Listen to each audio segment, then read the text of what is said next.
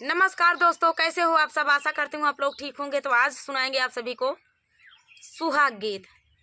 सास बहू नोक झोंक सुहाग गीत। या सास बैठी है ना, मचिया ही बैठी है सासू, मचिया चढ़ी बैठी है। हाँ, अब पतोहू से नोक झोंक होत गया है। हो गया है अब ये पतो वही देख ला, लाल लाल दुल्हन दुआरे खड़ी आई है। मना का है चलिए तो जनता यहाँ चुटकुल्ला नोक झोंक चलत गया है। सास बहू के तो जनता यहाँ नोक झोंक में झगड़ा ज्यादा हुआ था। न कहे तू जानी को वैसे कमाई पता था वो तो हम आई छोड़ा दी थी, नहीं तो का जानी का हो जाए। गन्ना बैठा दे अब पंडित अगर देखे पहले पोथी अगर पंडित से गन्ना बैठवावा तो दमादे के बिटिया के नहीं, सास के पहले बैठवाई। सास पतो गन्ना पहले बैठवा भैया। अगर सास पतोहू से पटत रहे तो बेटवा तो कौनो न कौनो तरह से एडजस्ट कर ले। तो चलिए सुनाते हैं, आप लोग बने रहिए वीडियो में सुहाग गीत के साथ। लास्ट तक जरूर देखना। अरे लास्ट तक मजा आए, लास्ट में मजा आए। हाँ, लास्ट में तो और मजा है। चलिए सुनाते हैं। मचिया ही बैठी है सासू बढ़ाई तिनी। अरे मचिया ही बैठी है सासू बढ़ाई तिनी। अरे सुना बहुआ राजा हमारा रे लाला नवा। अरे सुना बहुआ राजा हमारा रे लाला नवा। अरे मचिया ही बैठी मचिया ही बैठी है सासू बढ़ाई तिनी। अरे सुना बहुअरिया राजा हमारे रे लाला नवा। अरे सुना बहुअरिया राजा हमारे रे लाला नवा। अरे या बाही ता मोरा पूता लड़ी का नादनवा। अरे या बाही ता मोरा पूता लड़ी का नादनवा। अरे तेरा चीना जरा जीनी मारा रे लाला नवा। अरे तेरा चीना जरा जीनी मारा रे लाला नवा। तो ये तनिक तेज गया है। समझावे को होता है सास का कि हमार बेटवा जबे नदान है। भैया देखा रहा कैसे समझावत है। सास वही समझाई है कि अबे हमार बेटवा लड़का नदान है, देखू बर्बाद जी कही दू। जनता यह पतोहू का पतोह आए के बाद सास का न ससुर का गिनती भैया तो बेटवा पतोहू पछ बोले लगा थी। का सास वही थोड़ा टेंशन यहाँ कि हमार बेटा ना हमारा ही राय पतोहिया का ना हो जाए। अब देखा पतोहिया कैसे करा थी। जाऊ तोहरा पुता सासू लड़ी का नादनवा। अरे जाऊ तोहरा पुता सासू लड़ी का नादनवा। अरे काहे बिना कइलू गावा रे लाला नवा। अरे काहे बिना लाइलू गावा रे लाला। सही बतिया जतो का इतनी टेंशन रही तो गवन हमार काहे के लयाऊ। अरे या जाऊ तोहरा पुता सासू लड़ी का नादनवा। अरे जाऊ तोहरा पुता सासू लड़ी का नादनवा। अरे काहे बिना लाइलू गावन रे लाला नवा। अरे काहे बिना लाइलू गावन रे लाला नवा। अरे जाऊ सासू तोरा पुता लड़ी का नादनवा। अरे जाऊ सासू तोरा पुता लड़ी का नादनवा। अरे चली जा बाई नैहरे के देश रे लाला नवा। अरे चली जा बाई नैहरे के देश रे लाला नवा। अरे जाऊ बहू हर जाबू तू नैहरे के देशवा। अरे जब बहू हर जाबू नैहरे के देशवा। अरे मोरा पूता जई है ससुर रे लाला नवा। अरे तो का करे घरे में रह सासुर रे लाला ना देखा धोखा नहीं आए तो बेटवा बर्बाद करे बिना थोड़ी ले आए। यहाँ रोटी बने खियावे हमका और बेटवा हमारा लड़का है। हाँ और का पतो तने पागल ना है इनके रोटी बने ए सही है पतो बहुत चालू है ई पतो बहुत चालू है देखा सास से पटत नहीं है का पटे भैया इनसे एक खड़ा है नहीं। तो चलिए सुनाते हैं।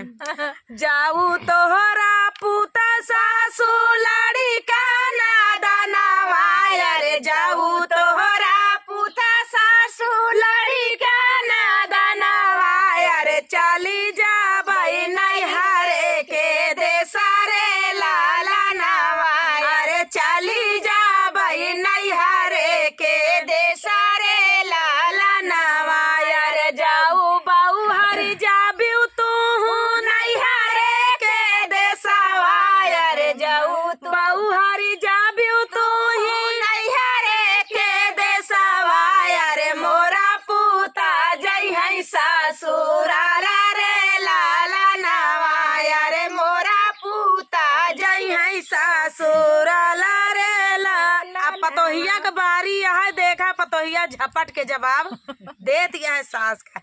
जाऊ तोहरा पुता जाऊ तोहरा पुता जासू जई है सासुरारी रे जाऊ तोहरा पुता सासू जई है सासुरारी रे हानि ले भाई बाजारा के वाड़ा रे लाला नवा रे हानि ले भाई बाजारा के वाड़ा रे लाला नवा अरे जाऊ तो ही बहू हर के वाड़िया हानि ले बियू अरे जाऊ तो ही बहू हर के वाड़िया हानि ले बियू अरे मोरा पुता कुदी है डाड़ा हवार रे लाला नवा अरे मोरा पुता कुदी है डाड़ा हवार रे। देखा जब पतोहिया वैसे है तो हमार बेटा उन वैसे बा। अब लड़का है डरवा कैसे कूदी है देखा बहन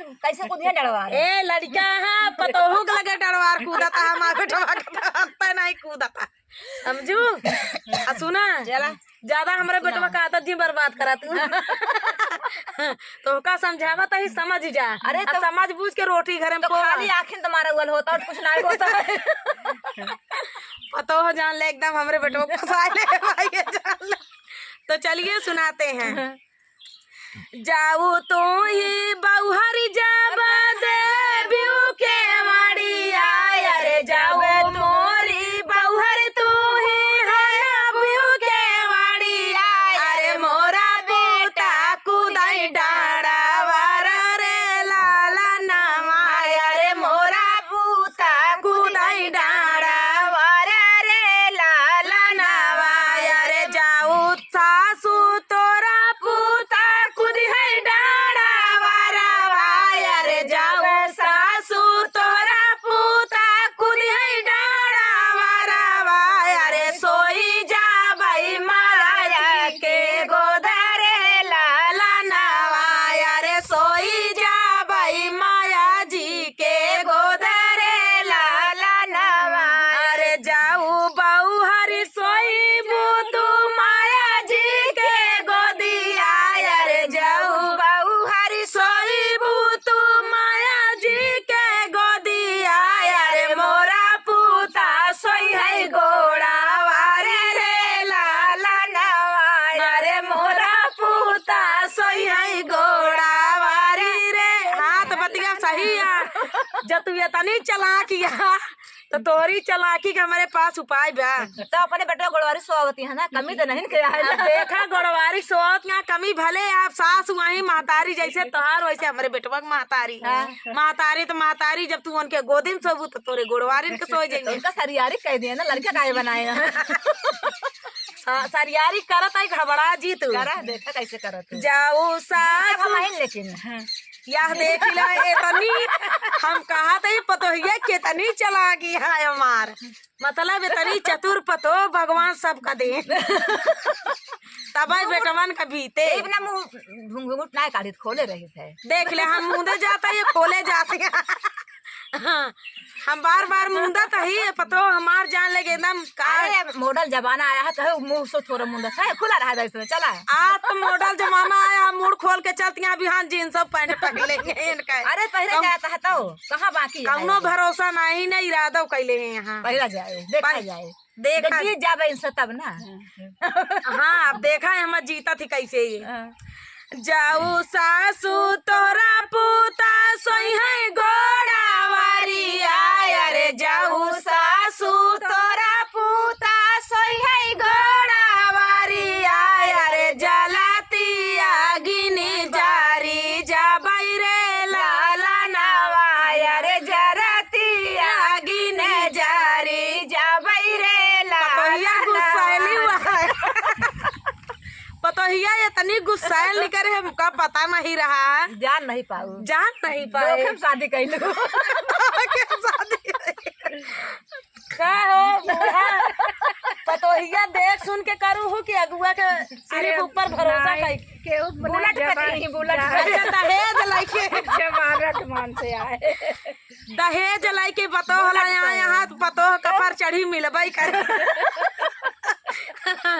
तो चलिए दोस्तों दहेज पे शादी क्यों जिनके हाँ नहीं तो फिर हमारे जैसे पता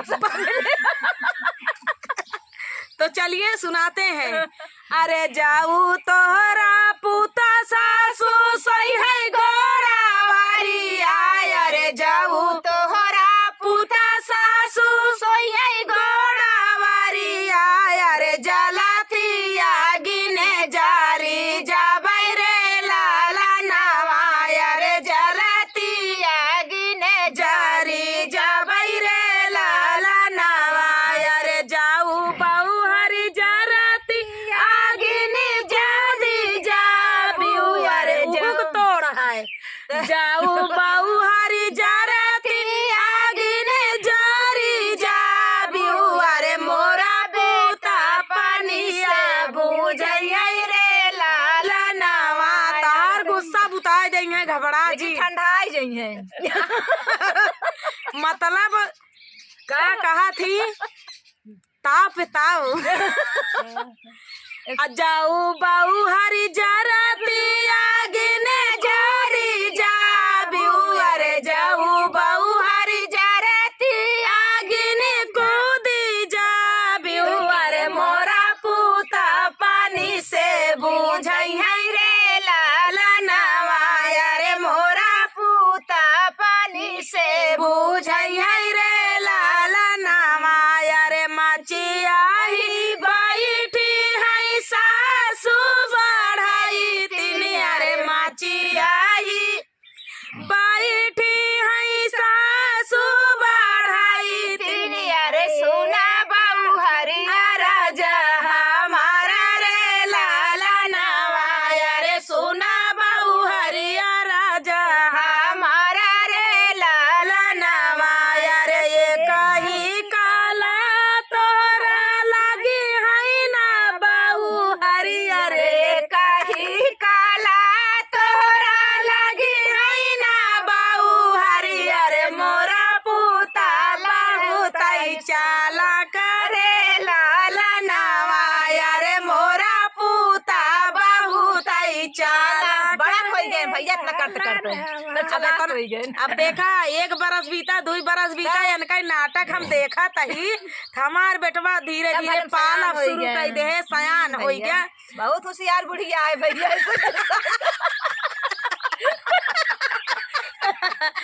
पतो कसबस में हो गए आई पतो जान ले पतो नाके निकाल के